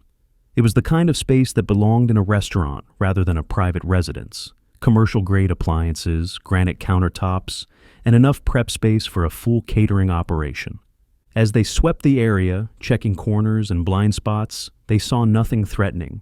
The kitchen was immaculate, with no signs of struggle or panic. Then they heard footsteps coming down the hallway, slow and shuffling. Both soldiers turned their rifles toward the hall, prepared for whatever emerged. A few seconds later, a middle-aged man stumbled out wearing a half-open bathrobe and boxers. His hair was disheveled, his eyes were barely open, and he moved with the careful steps of someone nursing a serious hangover. The man continued walking toward the coffee pot, completely ignoring the 2 armed soldiers standing in his kitchen. He either didn't see them, or his brain wasn't processing their presence. The man fiddled with the coffee maker for several moments, pressing buttons and muttering to himself, before picking up the carafe and turning to get water. He nearly dropped it when he finally noticed the 2 armed men pointing rifles in his direction. "Jesus Christ, you scared the hell out of me," David exclaimed. The soldiers recognized him as their target, David Miller, matching the photo from the conference website. Despite the scare, David stumbled away from them toward the sink, talking as he went. "I hope you boys had fun last night. Don't say I didn't warn you when I said that bottle hit like a truck. It's a good thing we don't have to be back at the conference until 5, because it's going to take that long for the hangover to subside," David said. He filled the coffee pot with water, his movements automatic despite his obvious disorientation. David dumped the water into the coffee maker and hit start, still not registering that these were soldiers, not his house guests. As the soldiers stared in bewilderment, Foster's voice crackled through the radio. "Hansen, what's your status?" Captain Foster asked.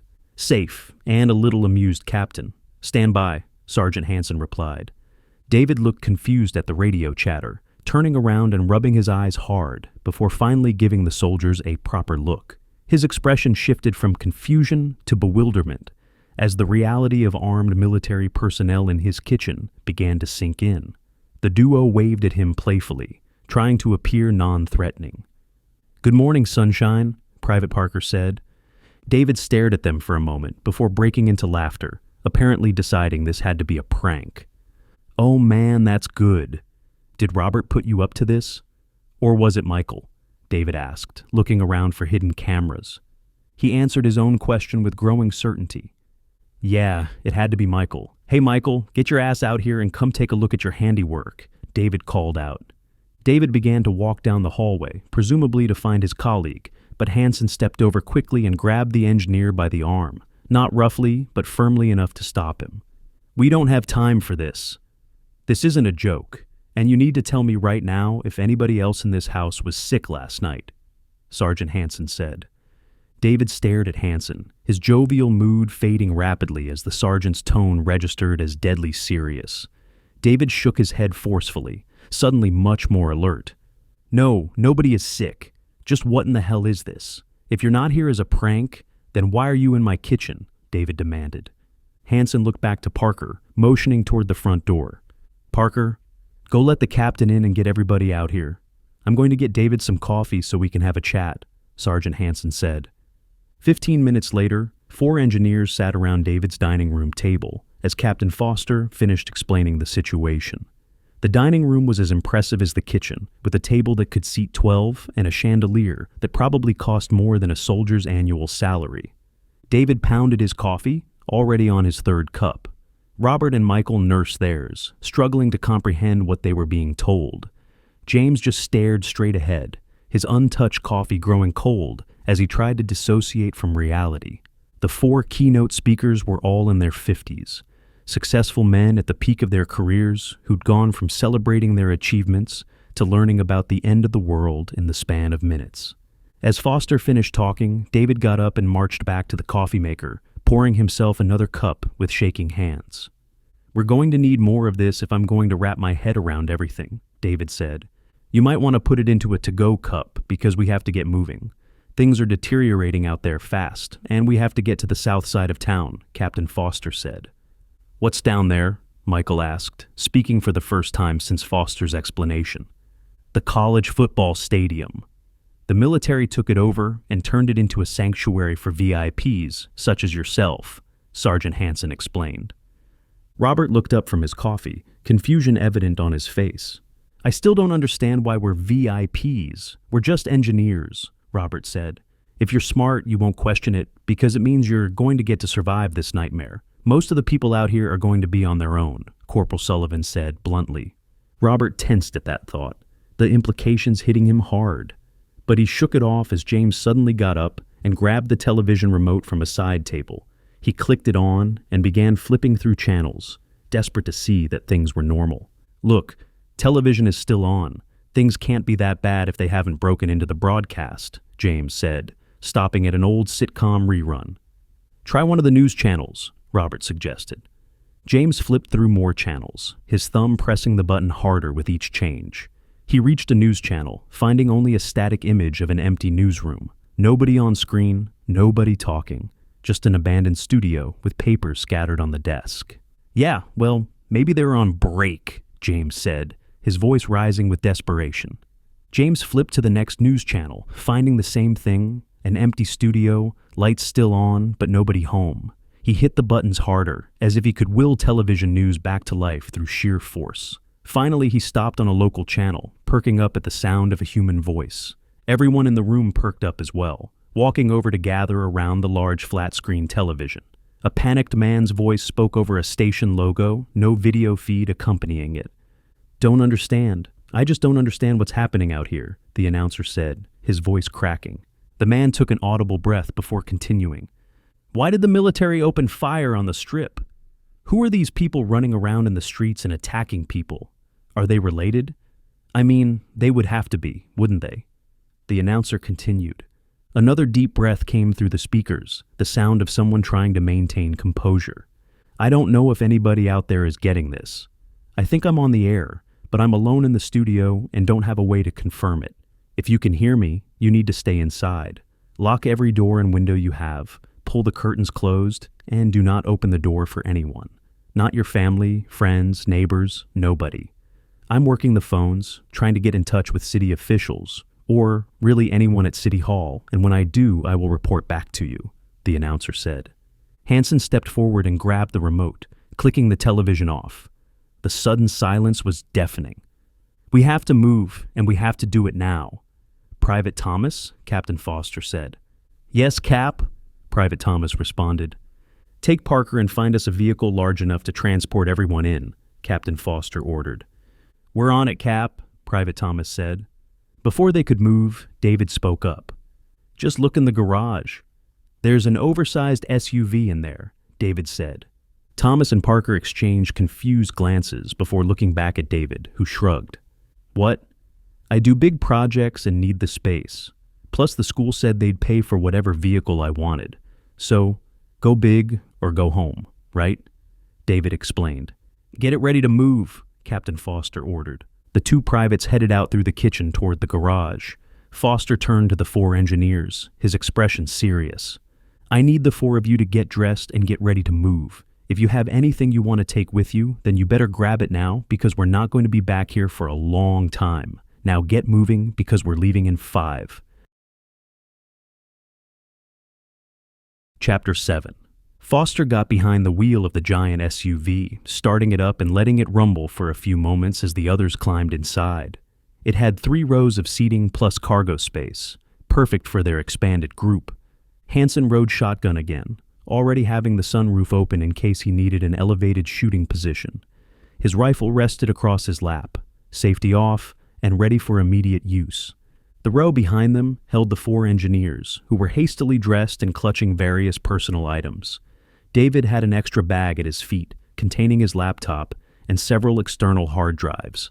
He understood that if the situation was as bad as the captain was making it out to be, the data contained within would be important for whatever came next. In the 3rd row sat Corporal Sullivan, Private Cooper, and Private Thomas, their gear taking up the remaining seat space. Their rifles were positioned for quick access through the windows if needed. In the back storage area of the SUV, visible through the rearview mirror, sat Private Parker. "I just want to say that this is absolute bullshit," Private Parker called out from his cramped position.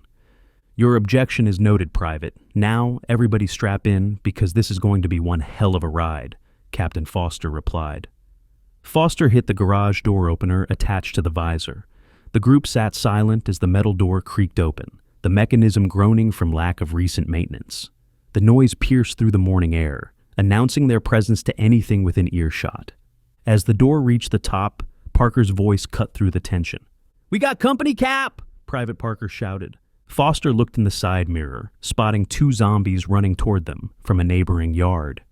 They had likely been drawn by the garage door's noise. Rather than order Hansen to shoot and create more noise, Foster threw the SUV into reverse and floored it. The powerful vehicle's engine roared as it picked up speed quickly. The 2 creatures smacked off the rear bumper of the SUV with wet thuds, the impact sending them flying through the air. The vehicle didn't slow as it plowed through them, the rear end bouncing slightly as it rolled over the bodies in the street. The engineers gasped at the violence, while the soldiers remained focused. Foster shifted into drive and hit the gas again, causing the tires to bounce over the corpses a second time as he accelerated through the neighborhood. The SUV's weight and momentum made short work of any obstacle. As they approached the front gate, David leaned forward between the seats, opening the center console and grabbing a remote control. With a button press, the gate began swinging open before their arrival, saving them precious seconds. The squeaky gate's familiar grinding alerted more creatures in the neighborhood across the way. A group of ghouls that had been wandering aimlessly suddenly focused on the noise, rushing toward the opening. Foster kept the pedal to the metal, swerving to the left side of the road just before impact, where the concentration of creatures was thinner. Bodies flew through the air at impact, some rolling up the hood before being thrown aside. The SUV pushed through without slowing, its reinforced frame and momentum carrying it through the crowd. "You made a damn fine vehicle choice, David," Captain Foster said, checking his mirrors. "Like I said, go big or go home, Captain," David replied, though his voice shook slightly. Foster smirked as he drove them west, heading for the farthest outskirts of town before planning to cut south. Through the windshield, they could see smoke still rising from the strip far in the distance. With nobody to put out the fires from the helicopter attack, The flaming wreckage would burn for hours, maybe days. The ride was mostly silent after that. The civilians were in shock, processing what they'd witnessed and what it meant for their futures. The soldiers remained locked into their mission, eyes constantly scanning for threats. Despite being on the outskirts of town, where population density was lower, they knew trouble could arise at any moment. 20 minutes passed as they navigated empty roads and abandoned intersections. The further they got from the city center, the fewer zombies they encountered. It was almost peaceful, if not for the distant sounds of sirens and occasional gunfire echoing across the desert. It took the better part of a half hour before they got far enough south to cut back east toward their destination.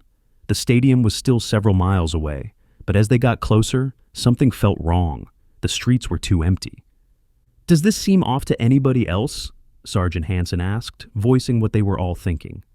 "Yeah, I don't like this at all," Corporal Sullivan agreed from the back.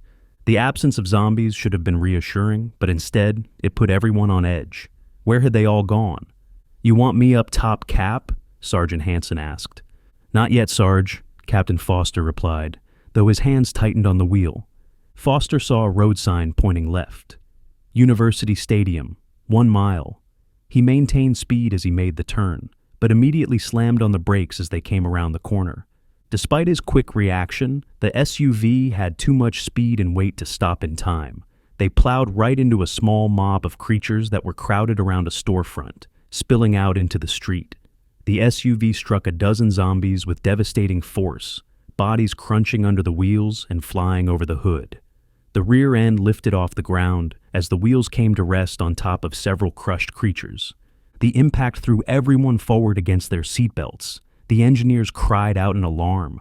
Before anyone could recover, zombies swarmed the vehicle, abandoning whatever had held their attention at the storefront. Within seconds, 40 zombies surrounded the SUV, pounding on the windows and doors. "Get us out of here, Cap!" Sergeant Hansen shouted. Foster floored the accelerator, but the back tires spun uselessly. Several zombified bodies were piled underneath the SUV's undercarriage, lifting the rear wheels just enough to prevent traction. The engine roared, but they weren't moving. "Hansen," Captain Foster began. "I'm on it," Sergeant Hansen said, already moving. Before Foster could finish, Hansen was up through the sunroof, opening fire at zombies on either side of the vehicle. His rifle cracked repeatedly as he tried to clear space around them. He then turned his attention to the front, squeezing off a dozen shots in quick succession. The constant rocking of the vehicle as zombies pressed against it made it difficult to aim properly. Foster threw the transmission into reverse, grinding the gears as he tried to break free. The wheels spun, the engine strained, but they remained stuck. Zombie hands continued smacking against the windows with increasing force. One hit hard enough to crack the glass, spiderwebbing the passenger window. Private Parker looked out the rear window, his heart sinking at what he saw. The gunfire was attracting a massive mob of ghouls from further down the street. They were still a block away, but closing fast, at least 50 of them sprinting toward the noise. He looked side to side, realizing that the zombies around the SUV were being pulled toward the front by Hansen's gunfire. An idea formed, crazy and dangerous, but it might work. "Sullivan, Cooper, cover me," Private Parker shouted. "What the hell are you doing, Parker?" Corporal Sullivan demanded. "Getting us free," Private Parker replied. Before anyone could stop him, Parker threw open the rear hatch and climbed over the back, jumping to the ground. He landed hard on the asphalt, immediately dropping to his stomach. "Jesus Christ, Thomas, get back there and cover the rear," Corporal Sullivan ordered. Thomas scrambled over the seats, hopping into the cargo area and aiming his rifle down the street. His eyes went wide when he saw the approaching horde. He looked down at Parker, who was flat on the ground, sliding underneath the vehicle. "Contact! Contact!" Corporal Sullivan shouted. Sullivan opened fire as zombies moved toward the rear of the vehicle, his shots finding their marks and dropping them. But the noise pulled more ghouls in their direction, creating a deadly cycle. Cooper opened fire as well, engaging zombies trying to work their way around the vehicle's sides. Thomas kept his head on a swivel, watching for which side would be breached first. Sullivan yelled that one got by, but Thomas was ready, adjusting his aim and firing as soon as the creature cleared the corner. Underneath the SUV, Parker could see the problem clearly. 4 creatures were stacked on top of one another, their bodies crushed under the vehicle's weight. The pressure had compacted them into a grotesque mass that lifted the rear axle. Making matters worse, 3 of them were still moving, reaching out for him with broken arms. He stared at the situation for a moment, hearing the intensifying gunfire above. His time was running out fast. "Oh, to hell with it," Private Parker muttered. Parker unslung his rifle from his shoulder, switching it to 3-round burst mode. He aimed at the center of the zombie pile and pulled the trigger repeatedly. The muzzle flash lit up the undercarriage as bullets ripped through flesh and bone. The rounds tore through the compressed bodies, shattering bones and blowing away chunks of flesh. It took nearly a full magazine to destroy enough of the zombie mass for the SUV to begin dropping. The suspension creaked as the vehicle settled, and suddenly the rear tires touched asphalt again. Foster felt the wheels make contact and immediately hit the gas. The SUV lurched forward with a roar. "Oh, shit!" Private Parker yelled. Parker realized he was about to be left behind. In desperation, he reached up and grabbed onto the undercarriage as the SUV took off. His fingers found purchase on the frame, and he held on for dear life as the vehicle accelerated. He was dragged along the pavement, cursing continuously as his body smacked into zombie corpses littering the street. His head bounced off the asphalt, then came to rest on a dismembered torso as the SUV continued its escape. The friction tore at his uniform, and he could feel the heat building from being dragged. Thomas leaned out the back, screaming for Foster to stop. His voice was nearly drowned out by the engine and continuing gunfire from Hanson above. Finally, after 3 blocks that felt like 3 miles to Parker, the vehicle came to a stop. Thomas was on the ground immediately, running to the rear and dropping to his knees. He grabbed Parker's arms and pulled him out from underneath, the private's uniform torn and bloodied. Parker was covered in zombie gore, his face splattered with dark blood and tissue. He wore a bewildered expression as Thomas looked down at him with a mixture of concern and amazement. "You're a goddamn maniac, Parker," Private Thomas said. "Guilty as charged," Private Parker replied, still catching his breath. Thomas helped his friend up from the ground, noting the road rash visible through tears in his uniform. He shoved Parker into the SUV's cargo area before climbing in himself, pulling the hatch closed behind them. "We're in. Get us the hell out of here, Cap," Private Thomas shouted. Foster hit the gas, putting distance between them and the zombie horde. As they accelerated away, Corporal Sullivan and Private Cooper turned around to check on Parker, who was sitting up despite his ordeal, looking dazed but spirited. "Are you good, Parker?" Corporal Sullivan asked. "Yeah, Sullivan. Just got a little road rash," Private Parker began. He trailed off as he reached up to his hair, his fingers coming away covered in thick, congealed zombie gore. His expression shifted from relief to disgust. "And I got dibs on the first shower we come across," Private Parker added. Sullivan gave the private a congratulatory smack on the arm, proud of his soldiers' insane bravery. Parker remained in a state of shock, the adrenaline wearing off, as he realized just how close he'd come to being zombie breakfast. But they were moving again, and that was all that mattered. Chapter 8. Foster drove the group up another mile before pulling in behind a small building on a mostly deserted street. Through the windshield, he could see a mob of creatures a few blocks up, milling around what looked like an overturned bus. He wanted to remain out of sight while they figured out their next move. "What's up, Cap?" Sergeant Hanson asked. Foster pulled out the radio, changing the frequency to the stadium's emergency channel before clicking it on. "We're close enough to the stadium, we should be able to reach them," Captain Foster explained. Hanson nodded as Foster clicked to speak. Stadium, this is Captain Foster. Do you copy?" Captain Foster said into the device. A long pause stretched out, static filling the silence. Then a familiar voice came through. "This is Captain Thompson. Is this Captain Foster?" Thompson asked. "It looks like my reputation precedes me, Captain," Captain Foster replied. "Well, your friend Melody said you were a bit of a perfectionist when it came to completing your mission. So I figured you would be calling me sooner or later," Thompson said. "So Melody made it there okay?" Captain Foster asked. "And got everyone here in one piece," Thompson confirmed. "I'm glad to hear it. And I'm glad to report that we have the 4 missing VIPs and are ready to pull up to your doorstep," Captain Foster said. There was a long pause before Thompson responded, and when he did, his tone had changed. "About that, Captain," Thompson began. Thompson trailed off, as if he didn't want to finish his thought. Foster could hear the reluctance in his voice. "You might as well spit it out, Captain," Captain Foster pressed. "Well, Foster, there isn't a way for you to get to the stadium. In the hour since Melody got here, it's been a madhouse. There's been a constant stream of those things coming our way," Thompson explained. "How many are we talking?" Captain Foster asked. 500? Maybe 1,000. There's not really a point in counting because more seem to be joining the fray every minute," Thompson replied. "Well, shit," Captain Foster muttered. The soldiers in the vehicle exchanged worried glances. The engineers looked even more concerned, having just learned their promised sanctuary was unreachable. "I'm sorry it's not better news," Thompson said. "What about a helicopter?" Captain Foster asked. "The ones that were delivering the goods went back to base, and I haven't heard from them in hours," Thompson replied. "Yeah, I don't think the base is still there," Captain Foster said. "That's less than encouraging," Thompson observed. "Trust me, it's less encouraging coming from my position," Captain Foster said. "Fair enough," Thompson agreed. Foster looked at his team, then at the engineers in the middle row. They were all depending on him to find a solution. "So, Captain, I'm going to level with you. I have 4 high-value VIPs with nowhere to stash them and no real ideas, so I'm open to suggestions," Captain Foster said. After a few moments of consideration, Captain Thompson spoke up again. "What about Prim?" Thompson suggested. Foster thought about it for a moment. Prim was a small town on the California-Nevada border, known mainly for its casinos and outlet stores. Thompson continued his pitch. "It's only about 35 miles to the south of here, interstate driving with virtually nothing in between," Thompson explained. "I haven't been there in years. Is there anything still there?" Captain Foster asked.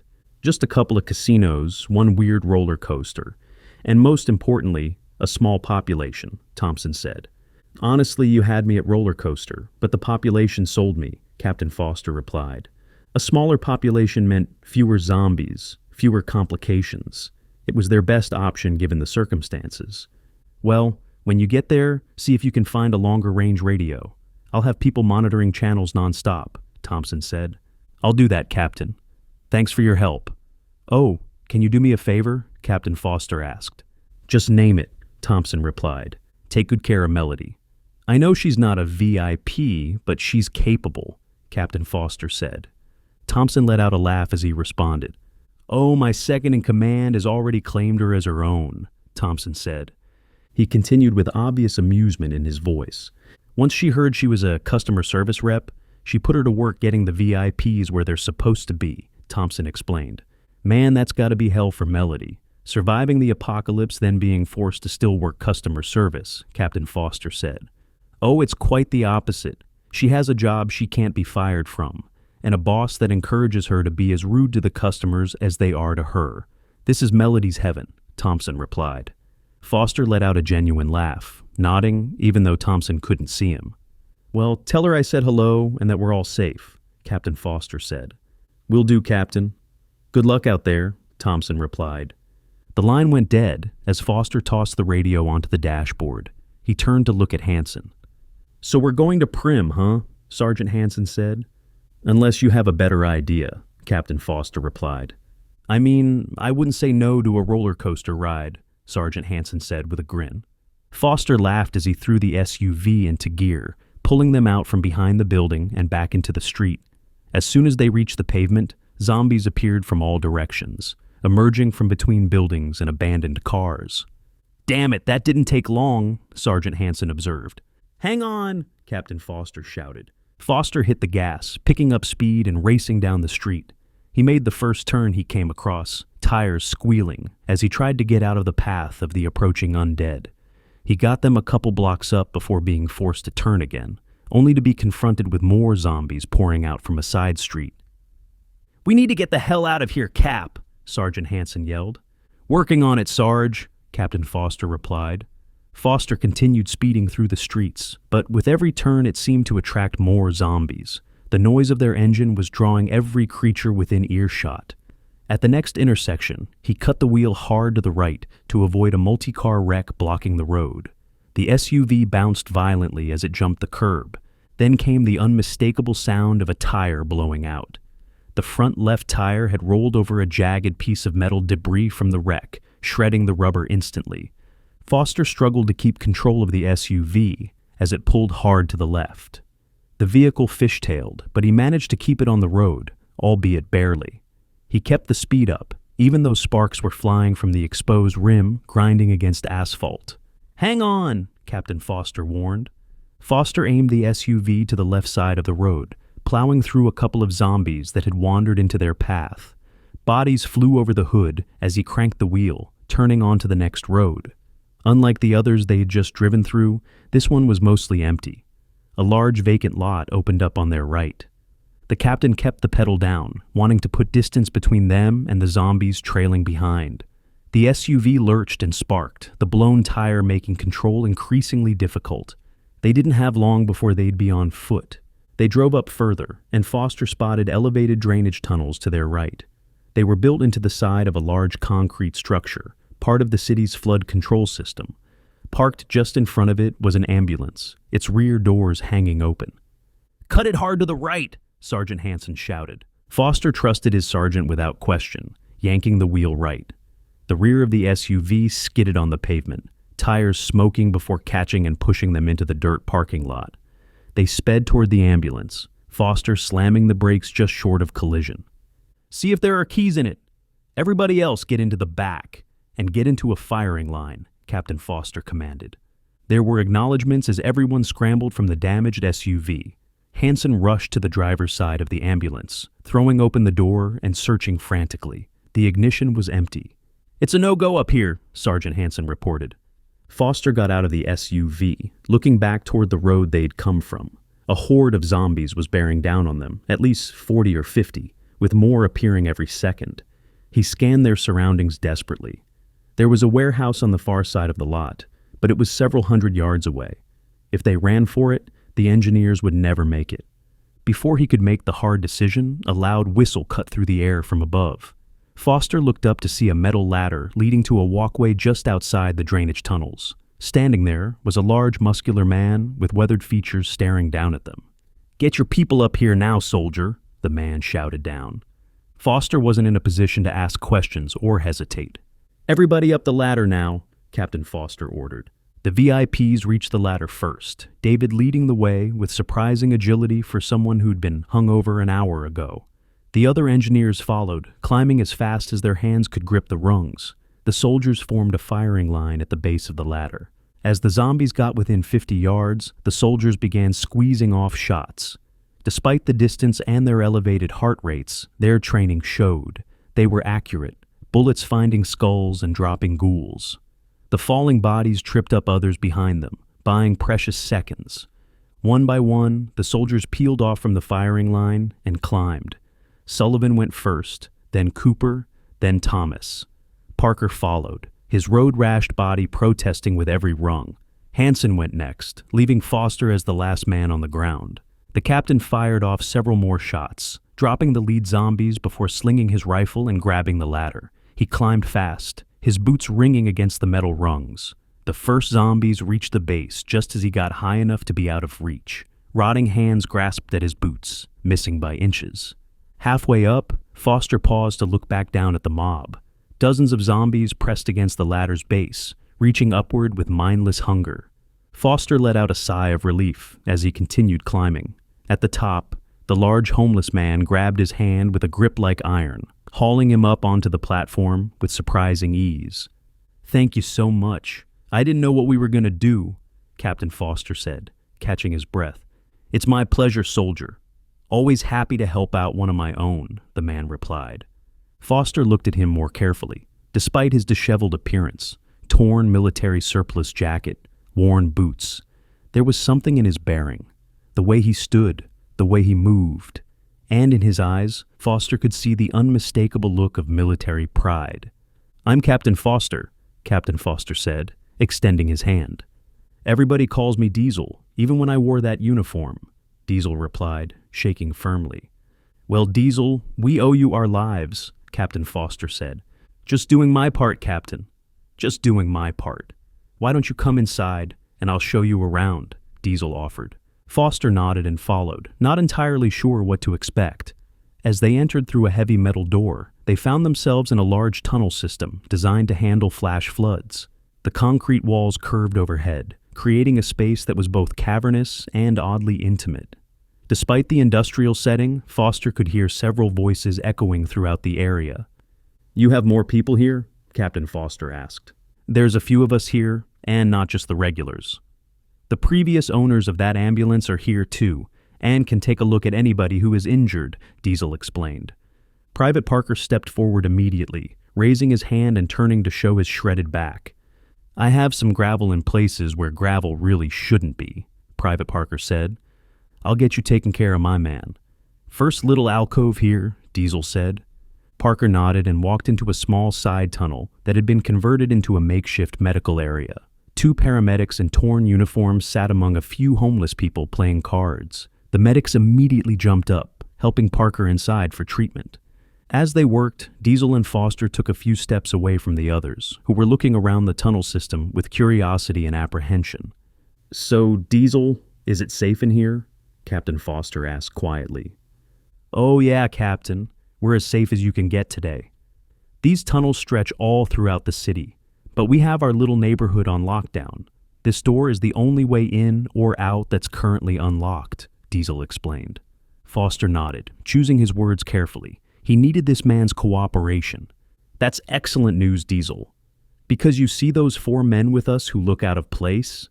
They're VIPs, engineers who we're going to need to help put the world back together once this storm passes," Captain Foster explained. "Well, Captain, they're welcome to stay here as long as they need to. Same goes for you and yours. We don't have a lot, but what we have we're more than happy to share," Diesel said. "Thank you, Diesel, and you have my word that we'll carry our weight. My team and I aren't freeloaders," Captain Foster assured him. "Well, that's good to know, Captain, because with you guys showing up, we have about 2 weeks' worth of food and water before things start getting a little dicey," Diesel said. Foster's expression grew concerned. 2 weeks wasn't nearly enough time for this crisis to pass. But Diesel put on a big smile, smacking Foster on the shoulder with enough force to make him stumble slightly. "But that's a problem for another day, Captain. You boys look like you went through the ringer, so let's get you settled in so you can get some rest," Diesel said. Foster nodded appreciatively to Diesel. While they were far from being truly safe, for the moment they could rest. And he knew they had to, because the coming weeks were going to be a level of difficulty he hadn't experienced before. The end.